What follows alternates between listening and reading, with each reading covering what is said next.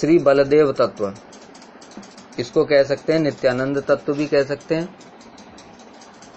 आज हम लोग श्रवण करेंगे कि कैसे नित्यानंद प्रभु विभिन्न स्वरूपों में भगवान कृष्ण की सेवा करते हैं। नित्यानंद प्रभु अर्थात बलदेव प्रभु।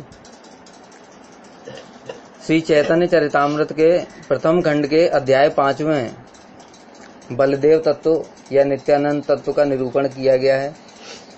इसमें श्रील कृष्णदास कविराज गोस्वामी बताते हैं, सर्व अवतारी कृष्ण स्वयं भगवान, तहार द्वितीय देह श्री बलराम।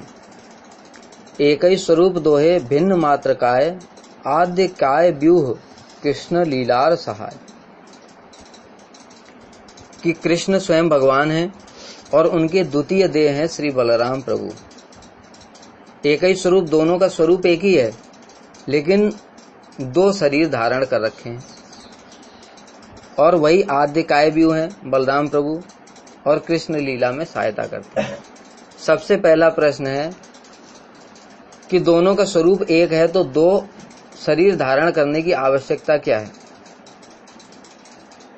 दूसरा शरीर धारण करने की ये आवश्यकता है क्योंकि कृष्ण के अतिरिक्त अन्य कोई भी व्यक्ति उनके मन की बात को नहीं समझ सकता। केवल कृष्ण ही जानते हैं उनकी इच्छा क्या है और कोई भी समझ नहीं सकता। अब सेवा करने के लिए क्या जानना चाहिए? इच्छा जाननी चाहिए। हमको गुरु जी की सेवा करनी है, गुरु जी की इच्छा पता नहीं है। गुरु जी को मीठा अच्छा लगता है, हमने उनको खट्टा दे दिया। गुरु जी को ठंडा पसंद है, हमने गरम दे दिया। तो ये सेवा हुई? सेवा किसे कहते हैं? इच्छा को जान करके जो किया जाता है, सेवा उसी को सेवा कहते हैं। तो जब कृष्ण की इच्छा को और कोई जानता ही नहीं है तो बाकी जीवों को सेवा सिखाएंगे कैसे कृष्ण? उसके लिए उन्होंने क्या किया, अपने द्वितीय स्वरूप श्री बलदेव प्रभु को प्रकाशित किया, जो कि कृष्ण से अभिन्न होने के कारण कृष्ण की समस्त इच्छाओं को जानने वाले। और भेद क्या है कि कृष्ण का यह अभिमान है मैं सबका स्वामी हूं, और बलदेव प्रभु का यह अभिमान है कि मैं इनका दास हूं। एक अभिमान और एक वर्ण, कृष्ण का श्याम वर्ण है और बलदेव प्रभु का गौर वर्ण है। तो ये वर्ण और अभिमान का ही अंतर है, बाकी दोनों में कोई भी अंतर नहीं है। इसलिए इनको बोला गया काय व्यूह। काय व्यूह किसे कहते हैं? किसी विशेष उद्देश्य से, एक देह से यदि एक अथवा एक से अधिक देह प्रकट हों तो उन प्रकटित देह समूह को काय व्यूह कहते हैं। किसी विशेष उद्देश्य बताई दिया। क्या उद्देश्य है? कृष्ण अपनी सेवा की परिपाटी को जीवों को समझाना चाहते हैं, ये उनका उद्देश्य है। उस उद्देश्य से उन्होंने क्या किया, अपने शरीर से ही एक देह प्रकट की। उस देह को कहते हैं काय व्यूह। एक से अधिक भी हो सकती है। श्री बलराम गोसाई मूल संकर्षण पंच रूप धरी करी कृष्णेर सेवन। आपने करेन कृष्ण लीलार सहाय, सृष्टि लीला कार्य करे धरी चार काय। अब बलराम गोसाई को बताया यही मूल संकर्षण है और 5 रूप धारण करके कृष्ण की सेवा करते हैं। अब कृष्ण ने अपनी सेवा के लिए पहला काय व्यूह प्रकाशित किया बलदेव प्रभु। अब बलदेव प्रभु स्वयं 5 रूप धारण करके कृष्ण की सेवा करते हैं, उनकी इच्छाओं को जान करके। स्वयं तो कृष्ण की लीलाओं में सहायता करते हैं और बाकी 4 जो शरीर हैं उनको धारण करके सृष्टि कार्य संबंधी लीलाएं करते हैं। कृष्ण कुछ भी नहीं करते। कृष्ण ने क्या कर दिया? बस एक काम कर दिया, बलदेव प्रभु को प्रकट कर दिया। अब जितना भी जो काम है, बाकी काम, वो सारा का सारा बलदेव प्रभु करेंगे, कृष्ण कुछ नहीं करेंगे। कृष्ण अपना लीला करेंगे, बाकी सारे काम बलदेव प्रभु करेंगे। वो 4 स्वरूप कौन है? बलदेव प्रभु मूल संकर्षण हो गए, बाकी 4 हैं जो कि नित्यानंद प्रभु के प्रणाम मंत्र में आता है। संकर्षण, कारणोत्साई, गर्भोदसाई च पयोपदिशाई, शेषश्च यस्यांश कला स नित्यानंद राम शरणम मम। संकर्षण हो गए। कौन संकर्षण? ये मूल संकर्षण तो बलदेव प्रभु हैं, ये कौन संकर्षण है? महासंकर्षण। ये कौन है भी बताएंगे। फिर कारणोदशाई विष्णु, गर्भोदशाई विष्णु, क्षीरोदशाई विष्णु और शेष अनंत देव। ये 4 स्वरूपों में 5 स्वरूप हो गए ना। ये 5 रूप धारण करके कृष्ण की सेवा करते हैं। तो इसकी व्याख्या शुरू करते हैं। सबसे पहले 24 तत्वों का ये ब्रह्मांड है। उस ब्रह्मांड के पार विरजा नदी है। विरजा नदी के पार ब्रह्मलोक है और ब्रह्मलोक के पार जो है वो चिन्मय जगत शुरू होता है। वो चिन्मय जगत, इसको कहते हैं परव्योम धाम। परव्योम धाम बोलते हैं। वो जो चिन्मय धाम है उसमें जितने भी भगवत अवतार हैं, अनंत अवतार हैं भगवान के। हरि अनंत हरि कथा अनंता, कहें सुने बहुविधि सब संता। कि हरि अनंत हैं, उनकी कथाएं भी अनंत हैं, उनके अवतार भी अनंत हैं। वो अनंत अवतार परव्योम में यानी वैकुंठ में अपने अपने प्रकोष्ठों में रहते हैं। जैसे हम उदाहरण देते हैं कि इंडिया है। इंडिया में 30 स्टेट हैं। अब यूपी एक स्टेट है, हिमाचल प्रदेश है, उड़ीसा है, बंगाल है। ये सारे स्टेट में अलग अलग अपने अपने मुख्यमंत्री होते हैं और उनके मुख्यमंत्रियों के अपने अपने राज्य मंत्री होते हैं। लेकिन मूल इंडिया का एक कौन है? प्रधानमंत्री। तो प्रधानमंत्री कहाँ है? दिल्ली में। इसी प्रकार से कृष्ण को समझो प्रधानमंत्री। वो रहते हैं अपने गोलोक धाम में।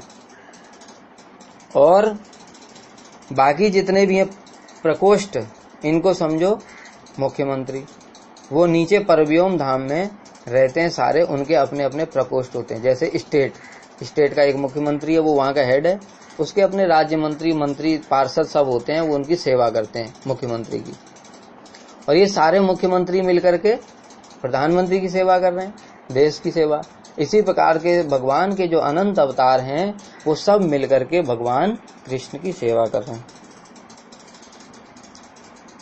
और जैसे जैसे कृष्ण के ये अनंत अवतार जो हैं ये अंश हैं सब, उसी प्रकार से जो उनके धाम हैं यानी अपने अपने जो प्रकोष्ठ हैं वो सब जो भी जो वृंदावन धाम है वो मूल है।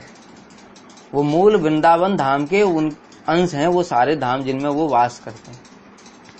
ठीक है, जैसे अवतार अंश वैसे उनके धाम भी अंश। तो मूल धाम भी कौन है?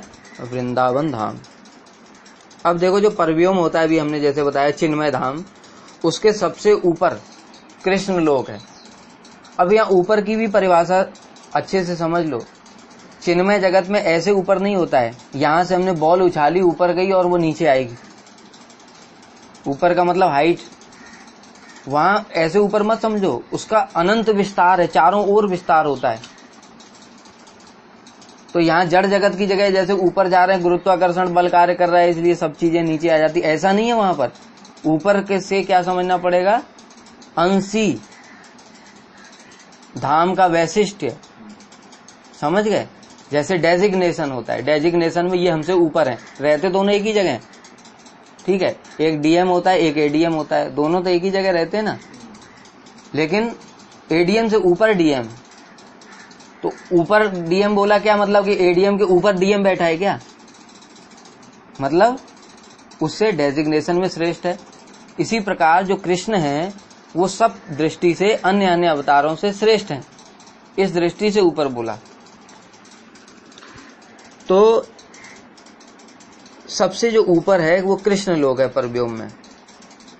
और ये कृष्ण लोक 3 भागों में विभाजित है, एक द्वारका, एक मथुरा और एक गोकुल। इस गोकुल को ही ब्रज धाम कहते हैं, ब्रज लोक धाम। और ये जो गोकुल है यानी क्या, द्वारका, मथुरा और गोकुल। द्वारका में भगवान कृष्ण चतुर्भुज रूप में रहते हैं, कभी द्विभुज रूप भी होता है। मथुरा में भी चतुर्भुज द्विभुज होता है, परंतु जो गोकुल है उसमें भगवान सदैव द्विभुज रूप धारण करते हैं। ये मधुर भाव का धाम। बाकी जो मथुरा और द्वारका है उसमें मधुर भाव के साथ ऐश्वर्य भाव भी मिश्रित रहता है। अब जो गोकुल है अंदर वाला, जो मधुर भाव का धाम है, जिसमें कृष्ण द्विभुज ही है, वो 3 रूपों में विभाजित है, 3 नामों से जाना जाता है। एक है गोलोक, एक श्वेत द्वीप और एक वृंदावन। गोलोक, श्वेत द्वीप और वृंदावन, ये गोकुल के 3 विस्तार हैं। ठीक है, 3 नाम हैं। ये इसमें से जो गोलोक है उसमें बताया ये स्वकीय भाव युक्त होता है, और गोकुल के बाहर, जो गोकुल है ना, उसके बाहर चारों ओर एक चतुष्कोणात्मक क्षेत्र है, श्वेत द्वीप, उसको श्वेत द्वीप बोलते हैं। बताया 3 नामों से जाना जाता है गोकुल, उसमें एक गोलोक बताया, एक श्वेत द्वीप बताया, एक वृंदावन बताया। तो जो बाहर का जो आवरण है गोकुल वाला, वो बाहरी आवरण को कहते हैं श्वेत द्वीप, और उस श्वेत द्वीप के जो अंदर का मंडल है उसको कहते हैं वृंदावन। केवल बाहर का वृत्त श्वेत द्वीप कहलाता है, इसी को गोलोक भी कहते हैं, गोलोक या श्वेत द्वीप कहते हैं, और इसके अंदर वाले को वृंदावन कहते हैं। और जो गोलोक है वो क्या है, वो स्वकीय भाव युक्त होता है, लेकिन वृंदावन परकीय भाव युक्त होता है। ये अंतर है। ये गुरुदेव ने भी एक कथा में बताया था, हमको ये समझ में नहीं आया था, अब ये इसमें क्लियर हो रहा है। ये जो गोकुल है, गोलोक है, गोकुल के ही 3 अंदर के भाव हो गए। वृंदावन है, उसके बाहर का जो आवरण, उसके श्वेत द्वीप या गोलोक कहते हैं, वो जो है वो परकीय भाव युक्त, स्वकीय भाव युक्त होता है, और अंदर का जो वृंदावन धाम है वो परकीय भाव युक्त होता है। उसी को ही श्वेत द्वीप को ही कहते हैं, 3 नामों से जाना जाता है ना। हाँ, श्वेत द्वीप को ही गोलोक इसका दूसरा नाम है। अब विस्तार करते हैं। जो बलदेव प्रभु हैं स्वयं, वही मूल संकर्षण है। अब ये अपना पहला विस्तार करते हैं। कृष्ण धाम के मथुरा और द्वारका खंड में वासुदेव, अनिरुद्ध, प्रद्युम्न और संकर्षण के रूप में चतुर्व्यूह विलास कर, यानी बलदेव प्रभु ने पहला अपना एक्सपेंशन किया, किसमें, मथुरा और द्वारका में। वो जो द्वारका में होता है, मथुरा में तो कभी कभी द्विभुज भी रहते हैं और कभी चतुर्भुज भी रहते हैं। द्वारका में जो चतुर्व्यूह बोलते हैं इसको, वासुदेव, संकर्षण, प्रद्युम्न और अनिरुद्ध, इन चारों को मिला के बोलते हैं चतुर्व्यूह। तो जो द्वारका में जो चतुर्व्यूह है वो सबका आदि चतुर्व्यूह है, वही प्रथम चतुर्व्यूह है, ये सबके मूल है चतुर्व्यूह। फिर ये हो गया क्या, कृष्ण लोक बताया था। परिव्योम के सबसे ऊपरी भाग में कृष्ण लोक है। कृष्ण लोक में 3 हुए, द्वारका, मथुरा और गोकुल। ठीक है, ये कंप्लीट हो गया। अब जो कृष्ण लोक के नीचे का जो परव्योम है, वो परव्योम का विस्तार करते हैं। उस परव्योम में ही अनंत अवतार रहते हैं। जो बताया भगवान के अनंत अवतार, वो अपने अपने प्रकोष्ठ में, वो परव्योम में रहते हैं, कृष्ण लोक में नहीं। कृष्ण लोक में पूरा कृष्ण है, द्वारका में, मथुरा में और गोकुल में। अब परव्योम में विस्तार कैसे करते हैं, जो आदि चतुर्व्यूह है यानी द्वारका का, वो अपना अपना एक एक अंश से फिर से चतुर्व्यूह प्रकाशित करते हैं। इसको कहते हैं द्वितीय चतुर्व्यूह। प्रथम चतुर्व्यूह द्वारका का हो गया, बलदेव प्रभु से प्रकट हुआ था।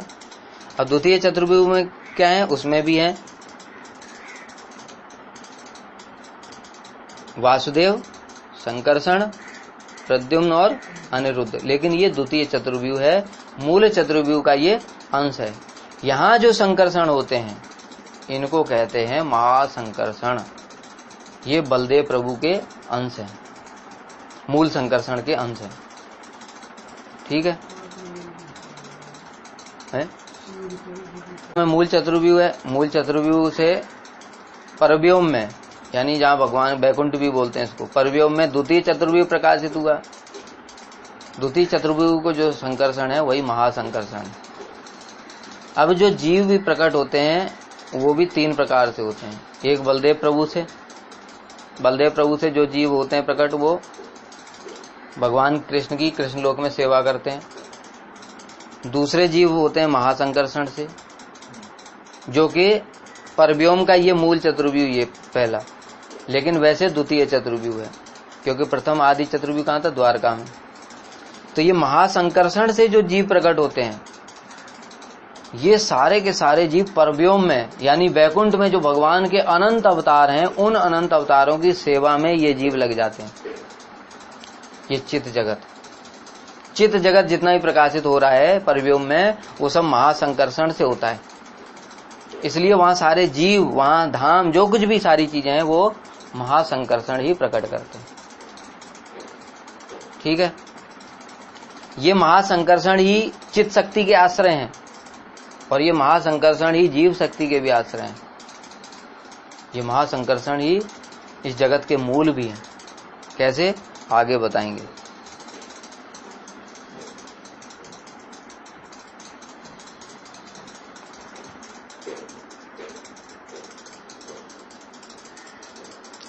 अब ये जो पूरा वैकुंठ हो गया, वैकुंठ में परव्योम में जो द्वितीय चतुर्व्यूह हुए, एक बात और भी है कि अब जैसे परव्योम था, इसमें द्वितीय चतुर्व्यूह हुए वासुदेव, संकर्षण, प्रद्युम्न और अनिरुद्ध। अब अनंत जो प्रकोष्ठ हैं, उसमें अगर जो भी चतुर्व्यूह है वो इनके अंश हैं। जैसे अयोध्या में भी तो है चतुर्व्यूह, कौन है?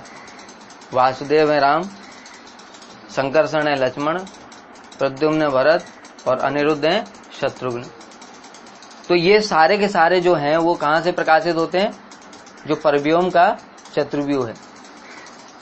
परव्योम में जो वासुदेव, संकर्षण, अनिरुद्ध, प्रद्युम्न है ना, इनसे ही सारे के सारे प्रकोष्ठों में जो चतुर्व्यूह हैं वो सारे के सारे प्रकाशित होते हैं। इन्हीं से चित्त जगत प्रकाशित होता है, इनसे ही सारे जीव प्रकाशित होते हैं, इनसे ही परव्योम में सारा वैकुंठ धाम प्रकाशित होता है, जो मूल संकर्षण, महासंकर्षण। ठीक है, अब ये वैकुंठ जब खत्म हो गया, पूरा वैकुंठ चिन्मय जगत है। वैकुंठ जैसे ही खत्म होता है, उसके बाहर का जो एक ज्योतिर्मय मंडल है, ज्योतिर्मय धाम, ठीक है, वो ज्योति कहां से आती है? वो कृष्ण के शरीर से निकलती है। इसलिए भगवान कह रहे हैं ना गीता में, क्या? न तद भासयते सूर्यो न शशांको न च पावक,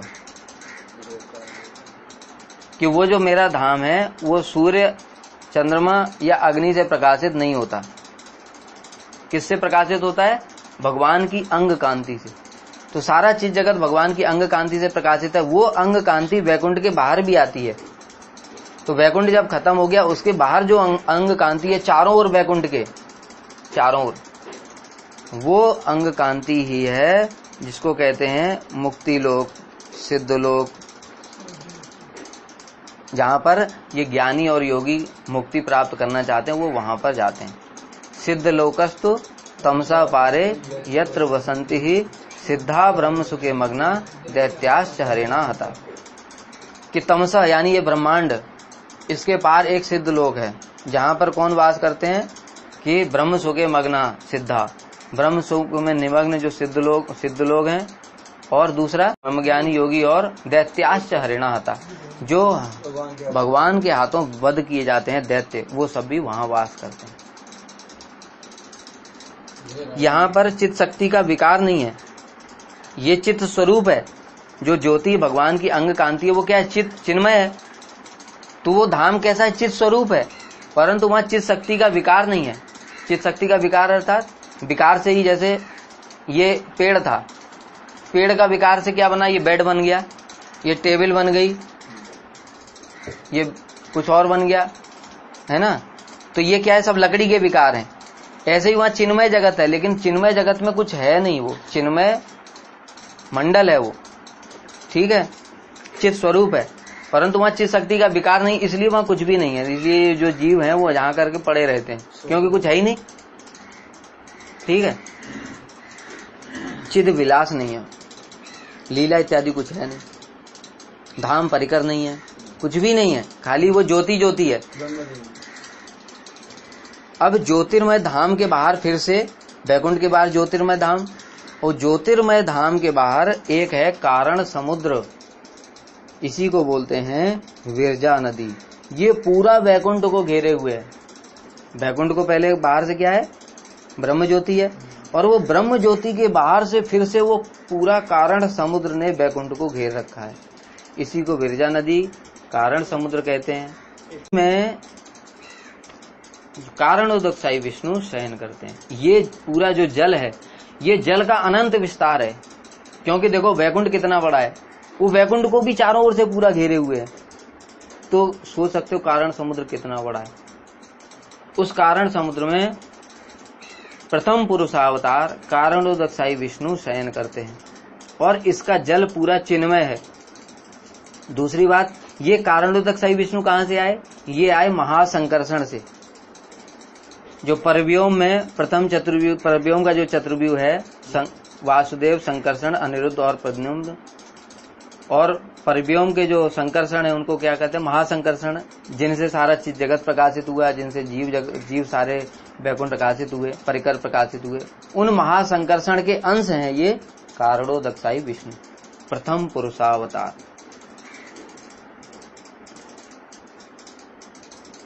अब ये जो माया शक्ति है, अब इसकी बात करते हैं। ये माया कैसी है, जड़ है, और ये जल कैसा है, ये चिन्मय है। चिन्मय जल को माया स्पर्श नहीं कर सकती, इसलिए ये जो माया है ये बाहर रहती है, इस चिन्मय जल से, कारण समुद्र से बाहर रहती है, इसको स्पर्श नहीं कर सकती माया।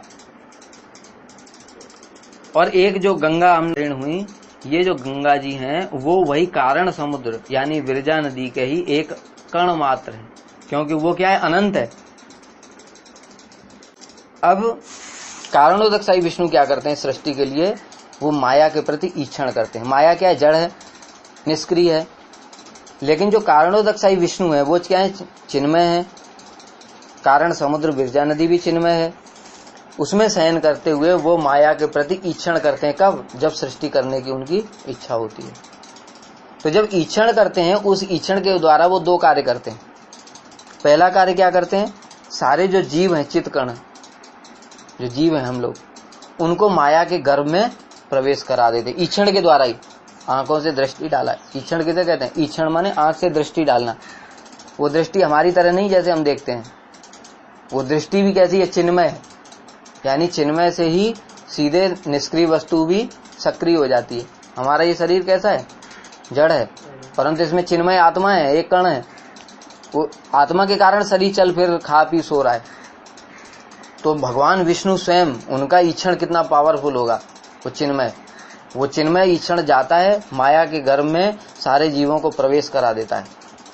और दूसरा कार्य क्या करता है, ईक्षण चिन्मय है, माया जड़ है, तो माया के साथ तो चिन्मय चीज मिल नहीं सकती, जड़ के साथ चिन्मय वस्तु नहीं मिल सकती।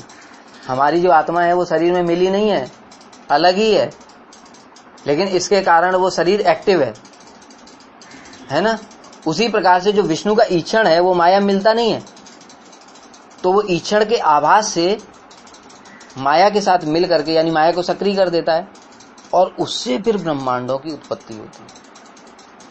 माया, भगवान के ईक्षण का आभास वो माया के साथ मिलता है, और माया के साथ मिल करके जड़ ब्रह्मांडों की सृष्टि करता है। अंगाभास बोलते हैं इसको, है ना, क्योंकि चिन्मय चीज जड़ में नहीं मिल सकती, इसलिए उसको आभास।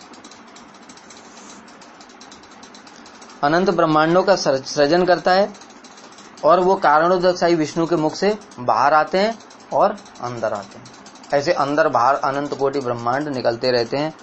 और इसके साथ ही साथ वो जो ब्रह्मांड है, श्वास से तो प्रकट होते हैं, लेकिन उनके रोम रोम में भी वो ब्रह्मांड है। रोम रोम में भी जो कारणोदकशाही विष्णु है, उनके रोम रोम में भी ब्रह्मांड है। और वो ब्रह्मांड प्रकट कैसे होते हैं, श्वास के द्वारा, और रोम कूपों से भी अंदर बाहर आते हैं। इसलिए बहुत से लोग यहाँ कंफ्यूज हो जाते हैं। कहीं उन्होंने पढ़ा कि कारणोदकशाही विष्णु के मुख से, श्वास से ब्रह्मांड प्रकट हो रहे हैं, कहीं पढ़ा कि उनके रोम से ब्रह्मांड प्रकट हो रहे हैं। दोनों बातें सही है। उनके रोम रोम सोच सकते हो कितने बड़े हैं वो, उनका विस्तार कितना है कि उनके रोम कूपों में भी ब्रह्मांड है,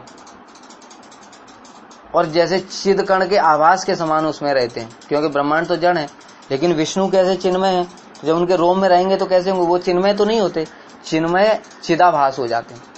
जैसे मन है हमारा, मन क्या है? चेतना भास है। चेतन क्या है? आत्मा है। और मन क्या है? यानी सूक्ष्म शरीर चेतना भास है, और स्थूल शरीर जड़ है।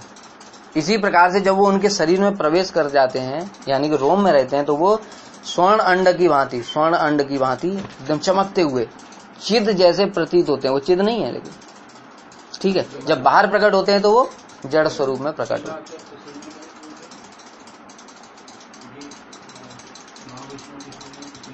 इसमें ब्रह्म संहिता में श्लोक आता है, यस्यैक निश्वसित कालम अथामलंब्य जीवंत लोम विलजा जगदंड नाथा विष्णुर महान सा ही यस्य कला विशेषो। ये विष्णु महान कौन है? जिनके कला है। कला कैसे? कि बलदेव प्रभु के अंश महासंकर्षण, और महासंकर्षण के अंश कारणोदकसाई विष्णु। तो अंश के अंश को कला कहते हैं। तो ये महान विष्णु जिनके मुख से अनंत ब्रह्मांड प्रकट होते हैं, जिनके रोम रोम में अनंत ब्रह्मांड है, वो महाविष्णु भी जिनके कला हैं। सोचो कृष्ण की शक्ति कितनी है। यही महाविष्णु समस्त अवतारों के मूल हैं। सारे जो अवतार हैं वो यहीं से प्रकट होते हैं। अब अवतार भी अनेक प्रकार के हैं, जैसे कल्पावतार, युगावतार, मनवंतरावतार। अब एक जो प्रकार के अवतार हैं, इसमें ये लिखा नहीं कि कौन से अवतार यहाँ से प्रकट होते हैं, लेकिन इनसे सारे अवतार जो हैं यहीं से प्रकट होते हैं। जितने भी जगत में अवतार आते हैं ना, वो उनके मूल कौन है? कारणोदकसाई विष्णु। मत्स्य कूर्म आदि अवतारों के अवतारी हैं, और वे भगवान के प्रथम पुरुषावतार हो गए। प्रथम पुरुष कारण विष्णु। अब दूसरा एक्सपेंशन, द्वितीय पुरुषावतार। अब बताया माया में ईक्षण किया, 2 कार्य हुए, जीव सारे प्रकट करा दिए, और माया के द्वारा ब्रह्मांडों की सृजन भी हो गया। वो ब्रह्मांड फिर इनके रोम रोम में रहते हैं, कभी श्वास से अंदर बाहर होते हैं। फिर ब्रह्मांड जब हो गए, अब उस ब्रह्मांड के लिए क्या करते हैं? ये फिर से अपने एक अंश से सारे अनंत ब्रह्मांडों में कारणोदकसाई विष्णु प्रवेश कर जाते हैं, एक अंश। इनको कहते हैं द्वितीय पुरुषावतार। ये हैं गर्भोदकसाई विष्णु। और गर्भोदकसाई विष्णु जब सारे ब्रह्मांडों में प्रवेश कर गए, तो उन्होंने देखा ब्रह्मांड में तो अंधेरा है, कुछ है ही नहीं, मेरे रहने के लिए भी कोई स्थान नहीं है। तो उन्होंने क्या किया? अपने अंग से पसीना निकाला। वो जो पसीना है, श्वेत जल बोलते हैं इसको, पसीना। वो जो श्वेत जल है, वो उससे पूरा आधे ब्रह्मांड को भर दिया। किसने? गर्भोदकसाई विष्णु ने। आधे ब्रह्मांड को भर करके उसमें शयन किया, उसी में सो गए। और इस ब्रह्मांड का परिमाण कितना है? 500 करोड़ योजन। ये ब्रह्मांड का परिमाण है जिसमें हम लोग हैं। और हम लोग सोचते हैं हम भगवान को जान लेंगे, ये पृथ्वी को भी जान नहीं सकते।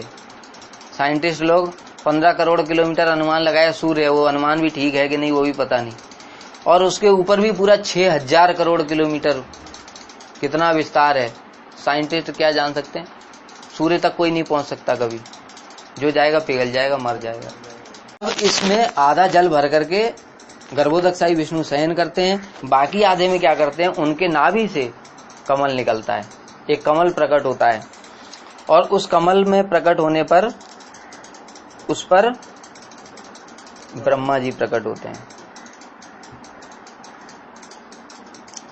इसी कमल की नाल में 14 लोकों को भगवान ने प्रकाशित किया। किसने? गर्भोदकसाई विष्णु ने। और वो जो जल जिसमें शयन कर रहे हैं, उसमें उन्होंने अपने वैकुंठ धाम को भी प्रकाशित किया, जहां पर वो अनंत शेष पर वास करते हैं, और उसमें उनके धाम परिकर हैं। इसलिए इस ब्रह्मांड में भी भगवान जो वैकुंठ है वो कई स्थानों पर है, समझ गए? इसलिए जो शास्त्र में वर्णन आता है, लोग कंफ्यूज हो जाते हैं। पृथ्वी गौ का रूप धारण करके वहां गई, तो कभी तो वो गर्भोदकसाई के पास पहुंच नहीं सकती।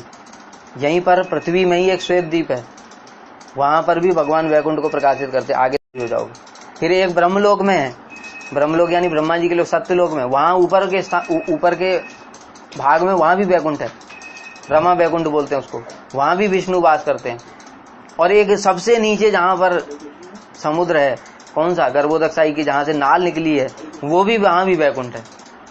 तो इस ब्रह्मांड के अंतर्गत भी बहुत वैकुंठ है, समय समय पर वहां से अलग अलग अवतार प्रकाशित होते हैं और देवता लोग वहां जाते हैं और वहां उनके परिकर भी रहते हैं। यही जो गर्भोदक्षाई विष्णु हैं, इन्हीं को बोला सहस्र शीर्षा पुरुषा सहस्राक्षा सहस्रपाद। जो वेदों ने स्तुति की है कि वो जो विष्णु हैं उनके हजारों मुख हैं, हजारों आंखें हैं, हजारों हाथ पैर नाक इत्यादि हैं, वो ये गर्भोदक्षाई विष्णु सहस्र शीर्षा पुरुषा, ये गर्भोदक्षाई विष्णु है। उनके नाभि कमल से, नाभि से कमल प्रकट हुआ, कमल से ब्रह्मा जी प्रकट हुए और उसी में जो कमल की जो नाल है उसी में 14 लोग हैं। अब ये सोच लो जो 500 करोड़ किलोमीटर का जो योजन का जो वो सब नाल के अंदर है, तो वो कमल कितना बड़ा होगा, उसकी नाल कितनी बड़ी होगी। ब्रह्मा रूप में सृष्टि करते हैं, विष्णु रूप में पालन करते हैं और शिव रूप में संहार भी करते हैं। वे ही हिरण्यगर्भ अंतर्यामी एवं जगत के कारण हैं और उनके अंश की ही विराट रूप में कल्पना की गई है। उनके अंश यानी जो गर्भोदक्षाई विष्णु, उनके अंश कौन है? क्षीरोदक्षाई विष्णु। उनकी विराट रूप में कल्पना की गई। शास्त्र में जो आता है विराट पुरुष, वो क्षीरोदक्षाई विष्णु है, उनके अंश है। जो ये हिरण्यगर्भ ब्रह्मा है, ये चतुर्मुख ब्रह्मा नहीं है, ये चतुर्मुख ब्रह्मा से अलग है। और जो चतुर्मुख ब्रह्मा है उसके बीज मूल है। कमल से जो प्रकट हुए वो तो चतुर्मुख ब्रह्मा थे, वही तो नाल में प्रवेश कर गए। 100 साल तक ढूंढते रहे कि इसका अंत कहाँ है, आदि कहाँ है, कुछ पता नहीं चला। फिर आकर के बैठ गए, फिर उनको शब्द सुनाई दिया, तप तप तप। तब उन्होंने तपस्या की, तपस्या करके भगवान ने उनको चतुश्लोकी भागवत के रूप में सृष्टि का कार्य समझाया। ये चतुर्मुख ब्रह्मा ये हिरण्यगर्भ ब्रह्मा से अलग हैं। जब जीव उपयुक्त जीव नहीं मिलता ब्रह्मा पद के लिए, तब यही हिरण्यगर्भ ब्रह्मा ही चतुर्मुख ब्रह्मा बन के सृष्टि कर देते हैं। वैसे ये हिरण्यगर्भ ब्रह्मा अलग हैं और जो चतुर्मुख ब्रह्मा है इनके मूल हैं। यानी इनको शक्ति कौन प्रदान करता है? जो प्रत्येक ब्रह्मांड में जो ब्रह्मा है, एक मुख से लेकर हजारों मुख तक के ब्रह्मा है अलग अलग ब्रह्मांडों में, उनको ये शक्ति कौन प्रदान करते हैं? ये हिरण्यगर्भ ब्रह्मा। अब जो 3 जो गुणावतार होते हैं, जो मूल कारणोदक्षाई विष्णु थे, उनसे तमोगुण को अंगीकार करके शिव जी प्रकट होते हैं, यानी शंभु जो है, जो संहार करते हैं। और ये जो गर्भोदक्षाई विष्णु है, इनसे रजोगुण को अंगीकार करके ब्रह्मा प्रकट होते हैं। और इनके जो अंश है क्षीरोदक्षाई विष्णु, उनके वो जो हैं वो सतोगुण को अंगीकार करके सृष्टि का पालन करते हैं। यानी 3 विष्णु से तीनों कार्य हो रहे हैं। कारणोदक्षाई से शंभु तमोगुण को अंगीकार करके नष्ट करेंगे। गर्भोदक्षाई से हिरण्यगर्भ ब्रह्मा है ना, हिरण्यगर्भ ब्रह्मा जो ब्रह्मा को शक्ति प्रदान कर रहे हैं, वो गुणावतार दूसरे हुए जो सृष्टि का रचना करते हैं। और तीसरे हुए जो गर्भोदक्षाई के अंश जो क्षीरोदक्षाई विष्णु, जो प्रत्येक जीव के हृदय में परमात्मा स्वरूप में विराजमान हो जाते हैं। जब जीव प्रकट होते हैं, जीव के प्रकट होने के बाद ये जो गर्भोदक्षाई विष्णु है, ये एक अंश से सारे जीवों के हृदय में प्रवेश कर जाते हैं। इनको कहते हैं क्षीरोदक्षाई विष्णु। और ये क्षीरोदक्षाई विष्णु यही परमात्मा है, यही पालन करता है सब एक ही तत्व, एक ही है। इसलिए कभी कभी कह देते हैं कारणोदक्षाई विष्णु ही परमात्मा है, वो भी गलत नहीं है। गर्भोदक्षाई विष्णु ही परमात्मा है, वो भी गलत नहीं। तत्व सारा एक ही है ना। इसलिए इनको भी सबको भगवान का कला कहा गया है। नहीं तो ये अगर कारणोदक्षाई विष्णु तो कला हो गए, फिर इनके अंश कला के अंश हो गए, फिर तो कला कला कला कहते हैं ऐसे। लेकिन ऐसा नहीं बोला गया, इनको सबको कला ही कहा गया है, तीनों पुरुषावतार को। कारणोदक्षाई विष्णु, गर्भोदक्षाई विष्णु और क्षीरोदक्षाई विष्णु, ये तीनों क्या भगवान के कला ही हैं।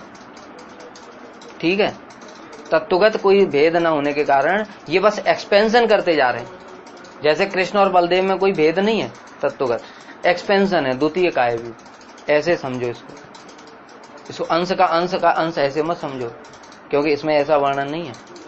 इन सबको तीनों पुरुषावतार को भी कला ही कहा गया है।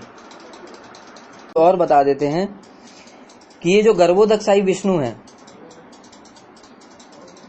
ये कौन है? ये मतलब ये किसके अंश है? वास्तव में है तो प्रकट तो कारणोदक्षाई विष्णु से हुए, लेकिन ये वास्तव में अंश, देखो कारणोदकशाही विष्णु किसके अंश थे?